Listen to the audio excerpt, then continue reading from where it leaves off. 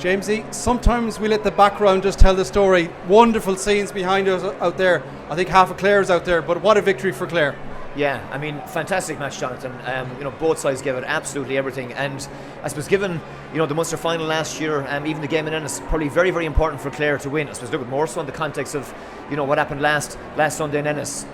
But yeah, as just one of those games that you feel alive after. And listen, credit to Limerick. I mean, even not probably at their best, Seamus Flanagan gets that goal right at the death to give him a lifeline, and Clare still have to weather the final storm. So look at massive match and a huge credit to both teams. As that both sides left everything they had on the pitch, and as you say, you can see the scenes behind me, what it means to Clare supporters, that Clare team, and Brian Lohan and Clare very, very much back in the Munster Championship.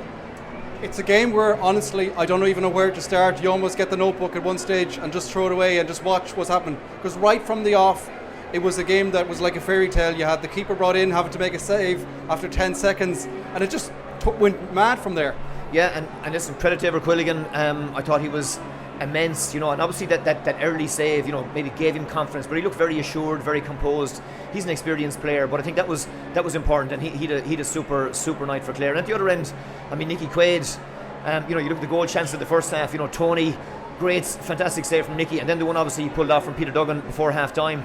And at the other end, I suppose, we were hearing from the GA Go guys, I think that the Limerick goal probably was a square ball, so, but look at these are the moments. It was in championship matches, and it wasn't an easy game to ref. I mean, the way both sides went at it, it was incredibly physical, incredibly hard hitting, and Colm Lyons, who'd be a referee, and I thought, to his credit, he tried to let the game flow, didn't get every call right, but I think he certainly added to the spectacle that it was. But look at Jonathan, loads of talking points, and I think Clare getting those 2 scores before half time, I think were crucial in terms of getting them back within striking distance. And then obviously I think Shane O'Donnell really had a great start to the second half, and Clare managed to get their nose in front, and they were very much in the game from there to the end. But listen, it ebbed and flowed. Limerick had periods of dominance. We had a period there in the second half and we couldn't seem to win any ball in our own puck out, but we just managed to stay in the match. And both sides could probably had chances that they'd normally expect to take. It wasn't an easy night for free takers either.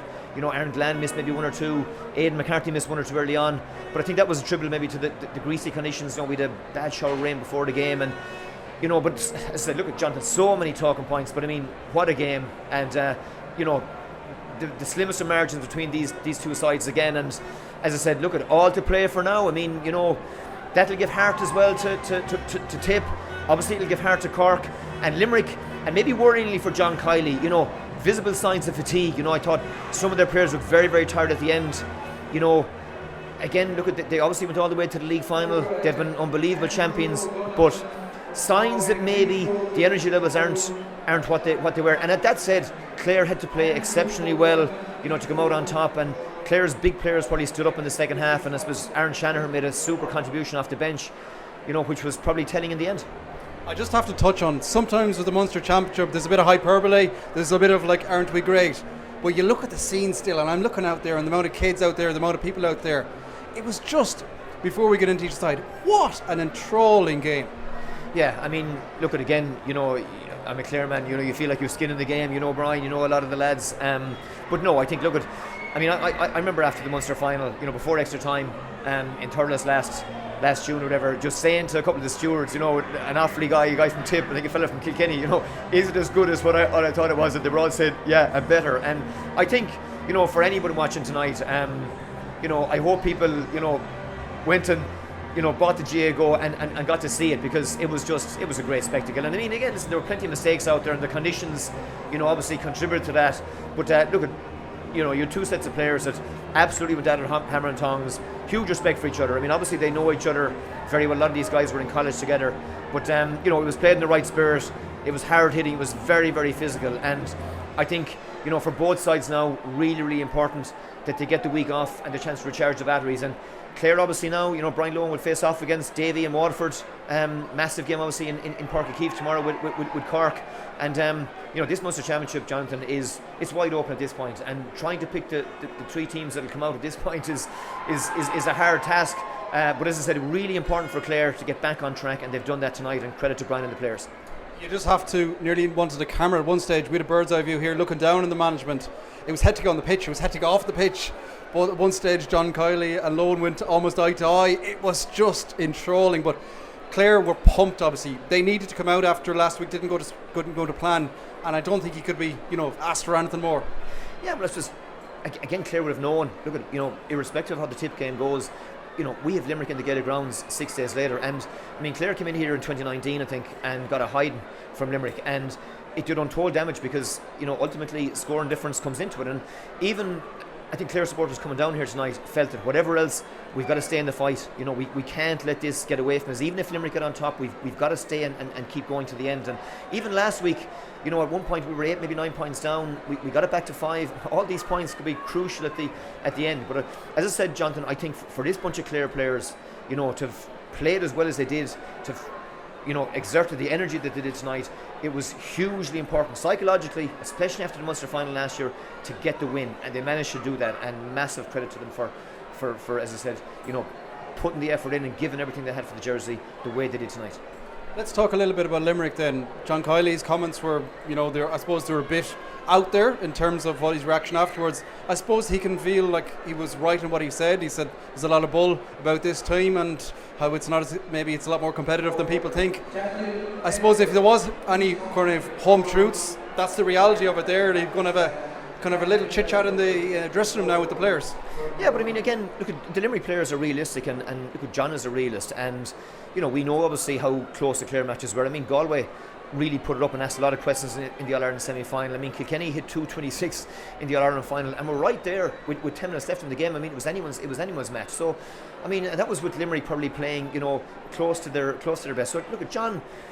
John has been honest, and he knows how hard it is to keep that same hunger, keep that same drive going when the margins are so small. And Sean Finn was a loss in one sense. Mike Casey didn't there was no obviously drop in standards, but he's still a massive player for them. Keane Lynch went off with a hamstring early in the second half.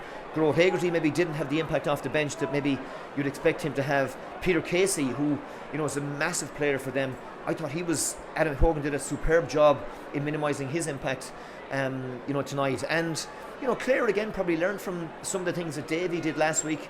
Kyle Hayes maybe didn't get those opportunities maybe to gallop forward.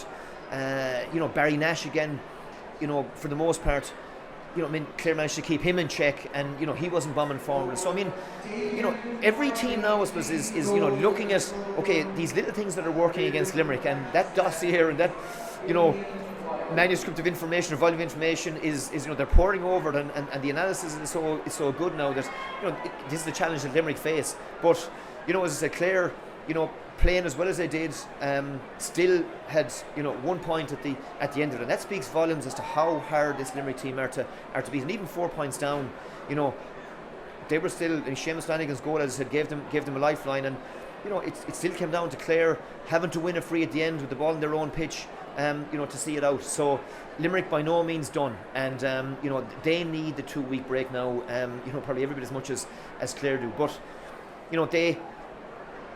they're still the favourites. I don't think anybody expects Limerick not to be in the Munster final, but hope now for Limerick, hope for Tipperary, hope for Cork, who will bring similar challenges. There's nobody in Munster backing down from Limerick. That's the way it's going to be. That's the way John Kiley knows it, and I think it's really important for them that they play as few games as possible. They'll want to come through the front door, but the mountain just got a little bit probably steeper after tonight. I was about to say the Munster Championship sparked into life, but I think it's an atomic bomb. It's blown up now. It's wide open. It's a result that the whole hurling community will be going, oh, hello here. Yeah, but Jonathan, I thought at half time in Ennis, cracking stuff last week. Ennis was electric. Almost filled to capacity, 18,000. Mark Rogers was 2 goals before half time when Clare were down. Bringing us back into it, electrified the place. And someone said to me, you can't beat a bit of Munster Championship. On the way out at half time. And look, it's there's so little between the teams, Jonathan, and the effort these guys are putting in to get into the physical condition that you've got to be to withstand the tackles, withstand the physicality.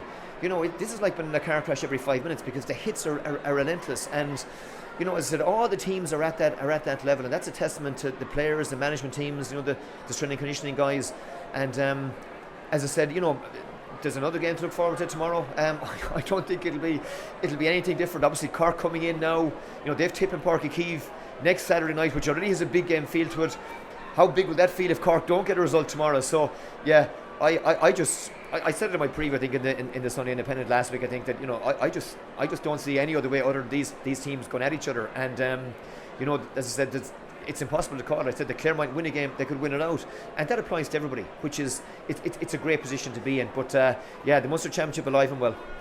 You're proud Clare man. Just look at those scenes behind you. It'll take a long time for them to go away. It's just the joys of sport. It is, yeah, and you know, as I said, like for, you know, I mean, the Clare Miners play Limerick in a Munster semi-final on Tuesday night. I think the 21s Cork did them a favour last night. They're involved, and every young fella that's here tonight to witness is gone home to pick up the hurley and imagine that they're Tony Kelly, and that's what it's all about. And look at, we, you know, it's, I mean, listen, again, you know, it's the greatest game.